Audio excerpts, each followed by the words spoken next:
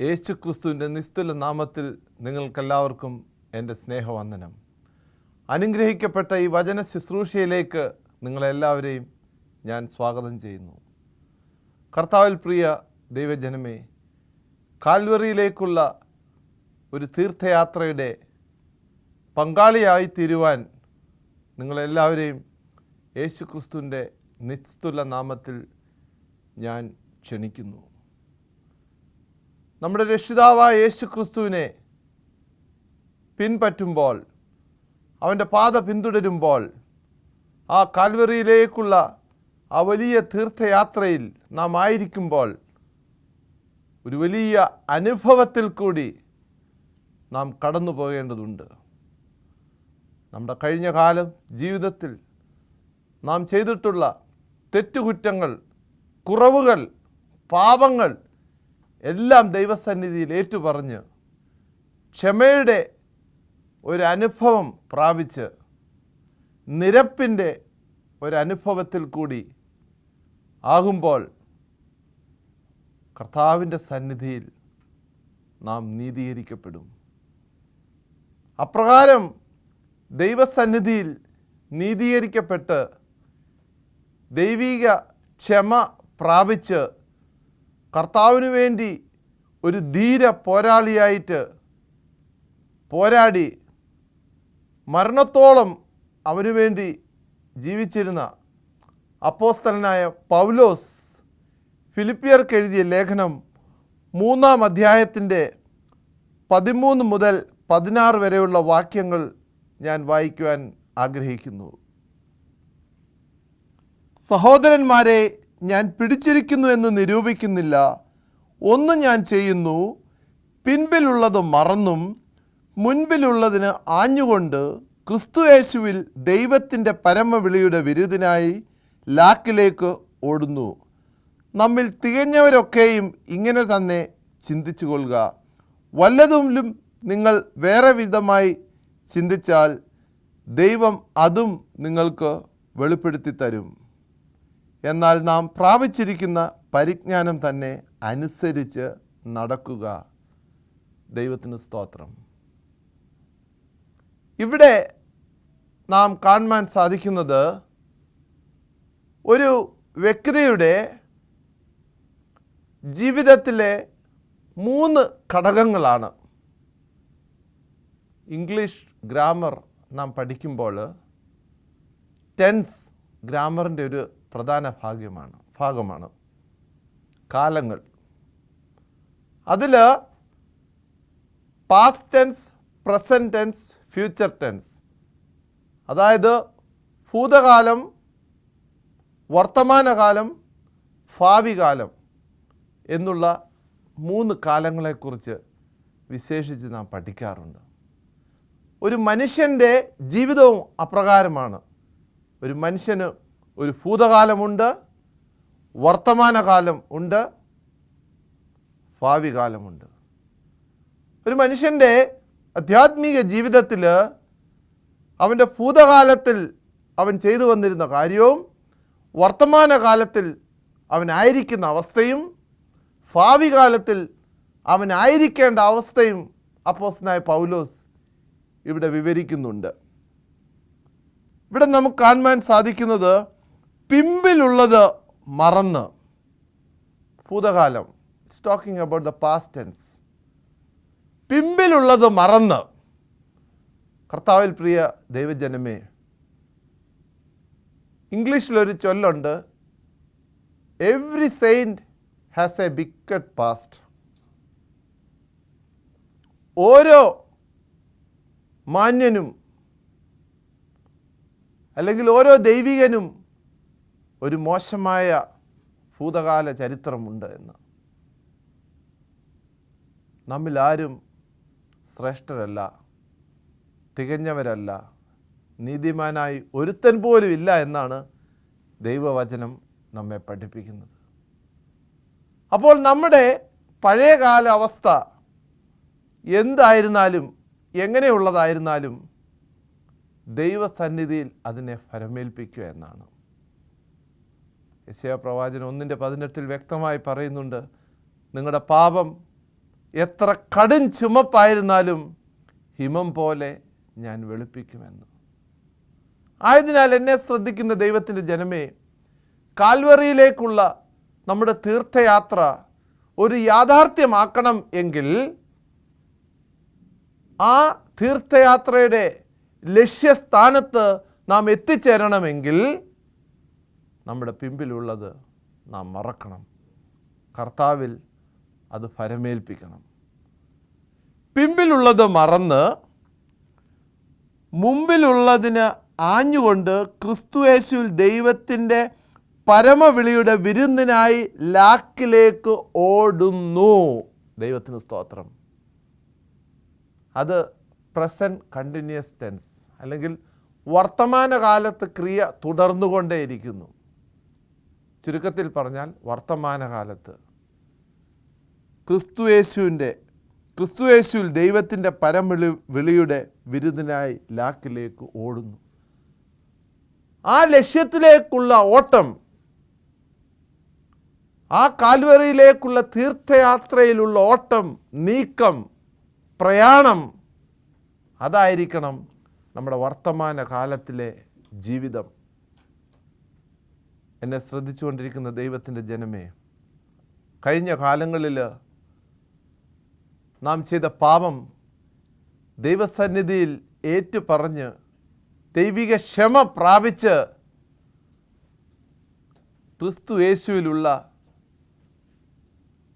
ആ പരമവിളിയുടെ വിരുദിനായുള്ള ലാക്കിലേക്ക് നാം ഓടുകയാണോ എന്ന് ഞാൻ എന്നോടും നിങ്ങളോടും ചോദിക്കേണ്ട ഒരു ചോദ്യമാണ്. മൂന്നാമതായിട്ട് നമുക്കവിടെ കാണുവാൻ സാധിക്കുന്നത് ഫ്യൂച്ചർ ടെൻസ്, അല്ലെങ്കിൽ ഭാവി കാലത്തുള്ളത്.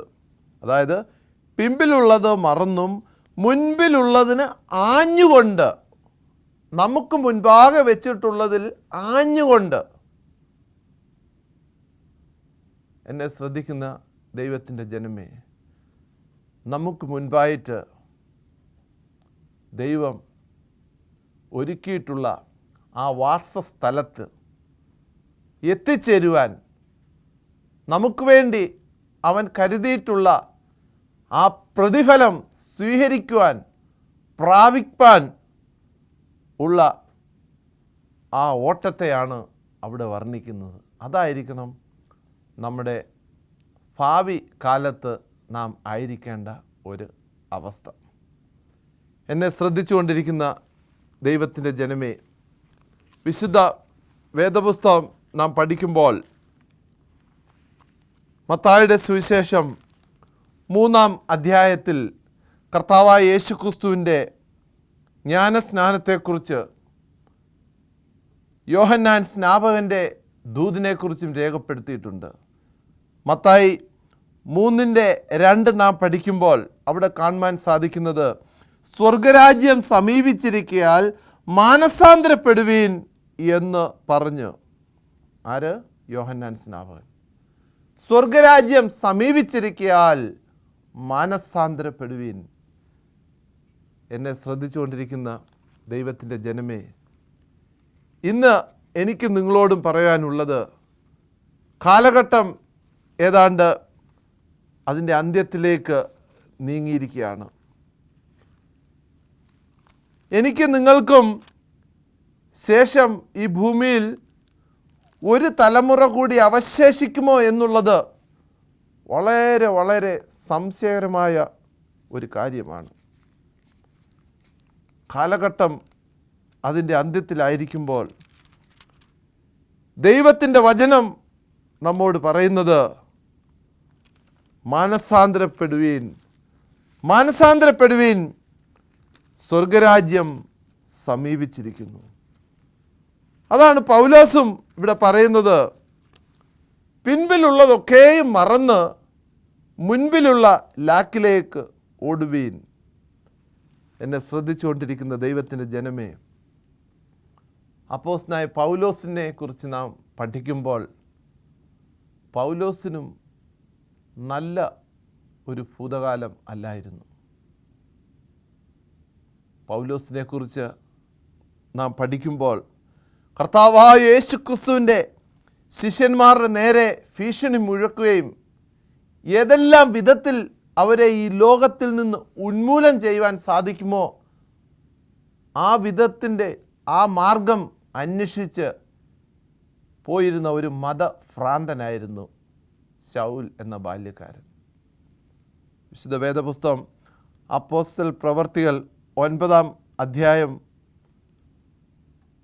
നാം പഠിക്കുമ്പോൾ അതിൻ്റെ ആദ്യത്തെ വാക്യത്തിൽ നമുക്ക് കാണുവാൻ സാധിക്കും, ശൗൽ കർത്താവിൻ്റെ ശിഷ്യന്മാരുടെ നേരെ ഭീഷണിയും കൊലയും നിശ്വസിച്ചുകൊണ്ട് മഹാപുരോഹിതൻ്റെ അടുക്കൽ ചെന്ന്, ദമസ്കേസിൽ ഈ മാർഗക്കാരായ വല്ല പുരുഷന്മാരെയും സ്ത്രീകളെയോ കണ്ടാൽ അവരെ പിടിച്ചു കെട്ടി യെരുശലേമിലേക്ക് കൊണ്ടുവരുവാത്തക്കവണ്ണം അവിടുത്തെ പള്ളികൾക്ക് അവനോട് അധികാരപത്രം വാങ്ങി. ആരെങ്കിലും, അത് സ്ത്രീയാകട്ടെ പുരുഷനാകട്ടെ, ആരെങ്കിലും കർത്താവായ യേശുക്രിസ്തുവിൻ്റെ നാമത്തെ പ്രസ്താവിക്കുന്നുവെങ്കിൽ അവരെ പിടിച്ചു കെട്ടി യെരുശലേമിൽ കൊണ്ടുവരുവാനുള്ള ഒരു അധികാരപത്രം മഹാപുരോഹിതൻ്റെ കൈവശത്തിൽ നിന്ന് വാങ്ങുകയും അപ്രകാരം ക്രിസ്ത്യാനികളെ ഉന്മൂലനം ചെയ്യുവാൻ ദമാസ്കസിലേക്ക് യാത്ര തിരിക്കുകയാണ്. എന്നെ ശ്രദ്ധിച്ചുകൊണ്ടിരിക്കുന്ന ദൈവത്തിൻ്റെ ജനമേ, ആ യാത്രയിലാണ് ശൗലിൻ്റെ ജീവിതത്തിൽ ഒരു രൂപാന്തരം പ്രാപിക്കുന്നത്. ആ യാത്രയിലാണ് ശൗലിനെ പൗലോസാക്കി മാറ്റുന്നത്. അവൻ പ്രയാണത്തിലായിരിക്കുമ്പോൾ കർത്താവിൻ്റെ ശബ്ദം അവൻ കേട്ട് 4-ാമത്തെ വാക്യം പറയുന്നത്, ശൗലേ ശൗലേ നീ എന്നെ ഉപദ്രവിക്കുന്നത് എന്ത് എന്ന് തന്നോട് പറയുന്ന ഒരു ശബ്ദം പൗലോസ് കേൾക്കുകയാണ്.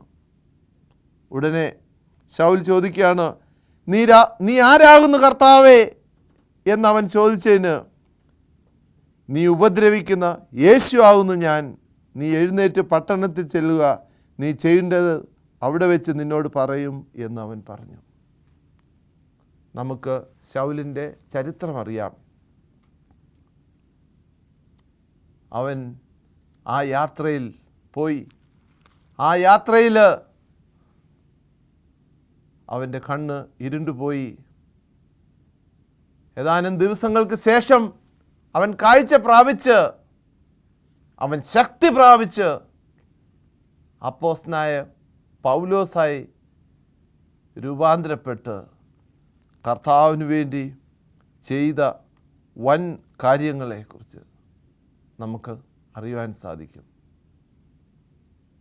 എന്നെ ശ്രദ്ധിക്കുന്ന ദൈവത്തിൻ്റെ ജനമേ, കർത്താവിൻ്റെ നാമത്തെ ഉപദേശിക്കുന്നവരെ, കർത്താവിൻ്റെ നാമത്തെ വിളിച്ചപേക്ഷിക്കുന്നവരെ ഉന്മൂലനം ചെയ്യുവാൻ വേണ്ടി ദമസ്കേസിലേക്ക് പോയ ശൗൽ കാഴ്ച പ്രാപിക്കാതെയോ 3 ദിവസം ആഹാരം കഴിക്കാതെയോ ഇരുന്ന് കർത്താവിൽ പ്രിയ ദൈവജനമേ അപ്പോസ്തലനായ പൗലോസായിട്ട് അവന് രൂപാന്തരപ്പെട്ടതായിട്ടാണ് നമുക്ക് കാണുവാൻ സാധിക്കുന്നത്. ദമസ്കസിലേക്കുള്ള യാത്രാമധ്യേ കർത്താവ് അവൻ്റെ ജീവിതത്തിൽ കടന്നു വന്നു. അവൻ്റെ ജീവിതത്തിൽ അവൻ അന്ന് വരെ അനുഭവിച്ചിട്ടില്ലാത്ത ഒരു മാനസാന്തരത്തിൻ്റെ അനുഭവത്തിലൂടെ കടന്ന് ശൗൽ എന്ന ബാല്യക്കാരൻ അപ്പോസ്തലനായ പൗലോസായിട്ട് രൂപാന്തരം കൊണ്ടു. എന്നെ ശ്രദ്ധിച്ചുകൊണ്ടിരിക്കുന്ന ദൈവത്തിൻ്റെ ജനമേ, വിശുദ്ധ വേദപുസ്തകം നാം പഠിക്കുമ്പോൾ ക്രിസ്ത്യാനികളെ ഉന്മൂലനം ചെയ്തിരുന്ന ആ ശൗൽ കർത്താവായ യേശു ക്രിസ്തുവിന് വേണ്ടി അനേക കാര്യങ്ങൾ ചെയ്യുവാൻ, എന്തിന് അവൻ്റെ ജീവനെ പോലും യേശു ക്രിസ്തുവിന് വേണ്ടി നൽകുവാൻ ഇടയായി എന്ന് നമുക്ക് കാണുവാൻ സാധിക്കും. എന്നെ ശ്രദ്ധിച്ചുകൊണ്ടിരിക്കുന്ന ദൈവത്തിൻ്റെ ജനമേ, ശൗൽ പൗലോസായതിനു ശേഷം ശിഷ്യന്മാരോടൊപ്പം അനേക സ്ഥലത്ത് പോയി കർത്താവിൻ്റെ ദിവ്യവചനം ഘോഷിച്ചു. അവസാനം ഏതാണ്ട് തൻ്റെ ഈ ഭൂമിയിലെ പ്രവർത്തനത്തിനോട് ഏതാണ്ട് വിരാമമിട്ട് ഏതാണ്ട് പ്രായാധിക്യത്തിൻ്റെ സമയമായപ്പോൾ അപ്പോസ്തലനായ പൗലോസ് തിമോത്തിയോസിന് എഴുതിയ ലേഖനം 2 തിമോത്തിയോസ് 4:7 പറയുന്നത്, ഞാൻ നല്ല പോർ പൊരുതു, ഓട്ടം തികച്ചു, വിശ്വാസം കാത്തു. ഇനി നീതിയുടെ കിരീടം എനിക്കായി വച്ചിരിക്കുന്നു. അത് നീതിയുള്ള ന്യായാധിപതിയായ കർത്താവ് ആ ദിവസത്തിൽ എനിക്ക് നൽകും. എനിക്ക് മാത്രമല്ല, അവൻ്റെ പ്രത്യക്ഷതയിൽ പ്രിയം വെച്ച ഏവർക്കും കൂടെ. എന്നെ ശ്രദ്ധിച്ചുകൊണ്ടിരിക്കുന്ന ദൈവത്തിൻ്റെ ജനമേ, പൗലോസിന് പറയുവാൻ സാധിച്ചു, ഞാൻ നല്ല പോർ പൊരുതി, ഓട്ടം തികച്ചു, വിശ്വാസം കാത്തു. ഇനി നീതിയുടെ കിരീടം എനിക്കായി വെച്ചിരിക്കുന്നു എന്ന്. നമ്മിൽ എത്ര പേർക്ക് അപ്പോസ്തലനായ പൗലോസിനെ പോലെ ഞാൻ നല്ല ഓട്ടം ഓടി, ഞാൻ നല്ല പോർ പൊരുതി, ഓട്ടം തികച്ചു, വിശ്വാസം കാത്തു, എനിക്കായി എൻ്റെ അരുമരക്ഷൻ വെച്ചിട്ടുള്ള നീതിയുടെ കിരീടം, ജീവൻ്റെ കിരീടം പ്രാപിക്കാൻ ഞാൻ തയ്യാറെന്ന് നമ്മിൽ എത്ര പേർക്ക് പറയുവാൻ സാധിക്കും? അങ്ങനെ പറയണമെങ്കിൽ ശൗലിനെ പോലെ ഒരു മാനസാന്തരത്തിൻ്റെ അനുഭവം നമ്മിലുണ്ടാകണം. നമ്മിലൊരു മാനസാന്തരത്തിൻ്റെ അനുഭവം ഉണ്ടായി കർത്താവിനെ പിന്തുടരണം. കർത്താവായ യേശു ക്രിസ്തുവിൻ്റെ അരുമ ശിഷ്യരിൽ ഒരാളായിരുന്നു പത്രോസ്. കർത്താവായ യേശു ക്രിസ്തു ഏറ്റവും സ്നേഹിച്ചതും പത്രോസിനെ ആയിരുന്നു. പത്രോസ് ഒരിക്കൽ കർത്താവിനോട് പറയുകയുണ്ടായി, മത്തായിയുടെ സുവിശേഷം 26-ാം അധ്യായത്തിൻ്റെ 33-ാമത്തെ വാക്യത്തിൽ, അതിന് പത്രോസ്, എല്ലാവരും നിങ്ങൾ ഇടറിയാലും ഞാൻ ഒരു നാളും ഇടറുകയില്ല എന്നുത്തരം പറഞ്ഞു. ആരെല്ലാം നിന്നെ കൈവിട്ടാലും, ആരെല്ലാം നിന്നെ തള്ളിപ്പറഞ്ഞാലും, എൻ്റെ ദൈവമേ, ഞാൻ അങ്ങയെ ഒരു നാളും തള്ളിപ്പറയുകയില്ല എന്ന് കർത്താവ് അതിന് ഉത്തരവും പറയുന്നുണ്ട്. അടുത്ത വാക്യത്തിൽ 34 യേശു അവനോട്, ഈ രാത്രിയിൽ കോഴി കൂവും മുമ്പേ നീ 3 വട്ടം എന്നെ തള്ളിപ്പറയും എന്ന് ഞാൻ സത്യമായിട്ട് നിന്നോട് പറയുന്നു. ദൈവജനമേ, ആ അധ്യായം നാം തുടർന്ന് പഠിക്കുമ്പോൾ അതിൻ്റെ അവസാന ഭാഗത്തിൽ കർത്താവ് പറഞ്ഞതുപോലെ പത്രോസ് 1 അല്ല 2 അല്ല 3 പ്രാവശ്യം യേശു ക്രിസ്തുവിനെ തള്ളിപ്പറയുന്നതായിട്ട് നമുക്ക് കാണുവാൻ സാധിക്കും. 69-ാമത്തെ വാക്യം പഠിക്കുമ്പോൾ, എന്നാൽ പത്രോസ് പുറത്ത് നടുമുറ്റത്തിരുന്നു. അവൻ്റെ അടുക്കൽ ഒരു വേലക്കാരത്തി വന്നു, നീയും ഗലീലക്കാരനായ യേശുവിനോട് കൂടി ആയിരുന്നുവല്ലോ എന്ന് പറഞ്ഞ്. 70-ാമത്തെ വാക്യത്തിൽ അതിനവൻ, നീ പറയുന്നത് എനിക്ക് തിരിയുന്നില്ല എന്ന് എല്ലാവരും കേൾക്കെ തള്ളിപ്പറഞ്ഞു. ദൈവത്തിന് സ്തോത്രം. ഒരു ചെറിയ വേലക്കാരത്തിയുടെ മുൻപാകെ കർത്താവായ യേശു ക്രിസ്തുവിനെ പത്രോസ് തള്ളിപ്പറഞ്ഞു. 71-ാമത്തെ വാക്യത്തിൽ നമുക്ക് കാണുവാൻ സാധിക്കുന്നത്, പിന്നെ അവൻ പടിപ്പുരയിലേക്ക് പുറപ്പെടുമ്പോൾ മറ്റൊരുത്തി അവനെ കണ്ട് അവിടെ ഉള്ളവരോട്, ഇവനും നസറനായ യേശുവിനോട് കൂടി ആയിരുന്നു എന്ന് പറഞ്ഞു. ആ മനുഷ്യനെ ഞാൻ അറിയുന്നില്ല എന്നവൻ രണ്ടാമതും ആണയിട്ട് തള്ളിപ്പറഞ്ഞു എന്നാണ് അടുത്ത വാക്യത്തിൽ പറയുന്നത്. 2 പ്രാവശ്യം പറഞ്ഞതുകൊണ്ട് തീരുന്നില്ല. 73-ാമത്തെ വാക്യത്തിൽ നമുക്ക് കാണുവാൻ സാധിക്കുന്നത്, അല്പനേരം കഴിഞ്ഞിട്ട് അവിടെ നിന്നവർ അടുത്തു വന്ന് പത്രോസിനോട്, നീയും അവരുടെ കൂട്ടത്തിൽ ഉള്ളവൻ സത്യം, നിൻ്റെ ഉച്ചാരണവും നിന്നെ വെളിവാക്കുന്നു എന്നുവല്ലോ എന്ന് പറഞ്ഞു. അപ്പോൾ അവൻ, ആ മനുഷ്യനെ ഞാൻ അറിയുന്നില്ല എന്നും പ്രാകുവാനും ആണയിടുവാനും തുടങ്ങി. ഉടനെ കോഴി കൂവി. ഉടനെ പത്രോസ് കർത്താവായ യേശു ക്രിസ്തുവിൻ്റെ വാക്കുകളെ ഓർത്ത്, നീ കോഴി കൂവും മുമ്പേ 3 വട്ടം എന്നെ തള്ളിപ്പറയും എന്നുള്ള അരുമരക്ഷനായ യേശുവിൻ്റെ ആ വാക്ക് അവൻ ഓർക്കുകയാണ്. ആ അധ്യായം അവസാനിക്കുന്നത് യേശു പറഞ്ഞ വാക്ക് പത്രോസ് ഓർത്ത് പുറത്തുപോയി അതിദുഃഖത്തോടുകൂടി കരഞ്ഞതായിട്ടാണ്. എന്നെ ശ്രദ്ധിക്കുന്ന ദൈവത്തിൻ്റെ ജനമേ, യേശു ക്രിസ്തുവിനെ തള്ളിപ്പറഞ്ഞ പത്രോസ്, തന്നോടൊപ്പം വസിച്ചിരുന്ന തൻ്റെ സ്നേഹിതനെ, തൻ്റെ ഗുരുവിനെ തള്ളിപ്പറഞ്ഞിരുന്ന പത്രോസ് കർത്താവായ യേശു ക്രിസ്തുവിൻ്റെ വാക്ക് ഓർത്തപ്പോൾ അതിദുഃഖത്തോടുകൂടി അവൻ കരഞ്ഞ് നിലവിളിച്ച് പ്രാർത്ഥിച്ച് അനുതാപ ഹൃദയത്തോടുകൂടി ദൈവത്തിൻ്റെ സന്നിധിയിലേക്ക് ചെന്നു. കർത്താവ് അവനെ കൈവെടിഞ്ഞില്ല. കർത്താവ് അവനെ കൈവെടിഞ്ഞില്ല. അവൻ്റെ പാവങ്ങളെല്ലാം ദൈവം ക്ഷമിച്ചു. ആ പത്രോസ് കർത്താവിന് വേണ്ടി ഒരു ജീവ പോരാളിയായിട്ട് മാറി. വൻ കാര്യങ്ങൾ കർത്താവിന് വേണ്ടി ചെയ്തു. അനേകരെ മാനസാന്തരത്തിലേക്ക് നയിക്കുവാൻ ദൈവം പത്രോസിനെ ഉപയോഗിച്ചു. എന്നെ ശ്രദ്ധിച്ചുകൊണ്ടിരിക്കുന്ന ദൈവത്തിൻ്റെ ജനമേ, കർത്താവിൻ്റെ കുരിശിലെ സന്ദേശം അതായിരുന്നു. അവൻ എന്നെയും നിങ്ങളെയും സ്നേഹിക്കുന്നുണ്ട്.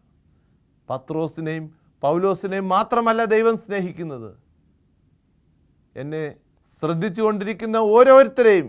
പ്രിയ സഹോദര സഹോദരി, നിൻ്റെ ജീവിതം എങ്ങനെയുള്ളതായിരുന്നാലും നിന്നെ സൗഖ്യമാക്കുവാൻ, നിന്നെ സ്വസ്ഥമാക്കുവാൻ, നിൻ്റെ പാപങ്ങളെ ക്ഷമിക്കുവാൻ കർത്താവ് പ്രാപ്തനാണ്. പൗലോസിനുണ്ടായിരുന്ന ആ സന്തോഷം, പത്രോസിനുണ്ടായിരുന്ന ആ സന്തോഷം ഞാനും നിങ്ങളും പ്രാപിക്കാൻ നാം ആഗ്രഹിക്കുന്നില്ലേ പ്രിയമുള്ളവരെ? ആ കുരിശ്, കർത്താവായ യേശു ക്രിസ്തു കാൽവരി ക്രൂശിൽ ചൊരിഞ്ഞ ആ മഹൽ സ്നേഹത്തെ നാം ഓർക്കുമ്പോൾ എത്ര വലുതാണ്. ഒരു പാട്ടുകാരൻ ഇപ്രകാരം പാടുന്നു: ക്രൂശിൽ നിന്നും പാഞ്ഞൊഴുകിയിടുന്ന ദൈവ സ്നേഹത്തിൻ വൻകൃപേ, ഒഴുകി ഒഴുകി അടിയേനിൽ പെരുകേണമേ, സ്നേഹസാഗരമായി സ്നേഹമാം ദൈവമേ, നീ എന്നിൽ അനുദിനവും വളരേണമേ, ഞാനോ കുറയേണമേ. എന്നെ ശ്രദ്ധിക്കുന്ന ദൈവത്തിൻ്റെ ജനമേ, എൻ്റെ ദൈവം എന്നിൽ വളരുവാൻ, ഞാൻ എന്ന പഴയ മനുഷ്യൻ കുറയുവാനും അനുദിനം ഞാൻ കുറയുവാനും എൻ്റെ ദൈവം എന്നിൽ വളരുവാനും ഈ സന്ദേശം എൻ്റെയും നിങ്ങളുടെയും ജീവിതത്തെ ഇടയാക്കട്ടെ എന്ന് ഞാൻ പ്രാർത്ഥിക്കുന്നു. നമ്മുടെ കഴിഞ്ഞകാല ജീവിതങ്ങളെ ദൈവസന്നിധിയിൽ ഏറ്റുപറഞ്ഞ് അനുതാപ ഹൃദയത്തോടെ നിരപ്പിൻ്റെ അനുഭവത്തിൽ കർത്താവായ യേശു ക്രിസ്തുവിൻ്റെ കാൽവരി ക്രൂശിലേക്കുള്ള നമ്മുടെ ആ തീർത്ഥയാത്ര യാഥാർത്ഥ്യമാക്കുവാൻ ഇന്ന് നമ്മെ സർവശക്തനായ ദൈവം ഇടയാക്കട്ടെ. നമുക്ക് പ്രാർത്ഥിക്കാം. കാൽവറി ക്രൂശിൽ ഞങ്ങൾക്ക് വേണ്ടി രക്തം ചിന്തിയ ഞങ്ങളുടെ നല്ല ദൈവമേ, അടിയങ്ങൾ പാപികളും ദോഷികളും ആകുന്നു ദൈവമേ. അറിഞ്ഞും അറിയാതെയും അനേക പാപം ചെയ്ത് ദൈവ തേജസ് നഷ്ടപ്പെട്ടു. എങ്കിലും നിന്റെ പാപം എത്ര കടും ചുമപ്പായിരുന്നാലും ഹിമം പോലെ വെളുപ്പിക്കാമെന്ന് വാഗ്ദത്തം അരുളിയ കർത്താവേ, അടിയങ്ങളുടെ പാപങ്ങളെ അവിടുന്ന് ക്ഷമിക്കണം. അങ്ങയുടെ കാൽപ്പാടുകൾ പിന്തുടരുവാൻ അടിയങ്ങളെ ഇടയാക്കണമെന്ന് പ്രാർത്ഥിക്കുന്നു. പൗലോസിനെ പോലെ ഞാൻ നല്ല പോർ പൊരുതി ഓട്ടം തികച്ചു വിശ്വാസം കാത്ത് എന്ന് പറയുവാൻ അടിയങ്ങളെ ഇടയാക്കണം. ഞങ്ങൾക്ക് വേണ്ടി കാൽവറിയിൽ ക്രൂശിതനായ യേശു ക്രിസ്തുവിൻ്റെ നാമത്തിൽ അപേക്ഷിക്കുന്നു. കൃപയോട് കേട്ട് ഉത്തരമരുളുമാറാണ്.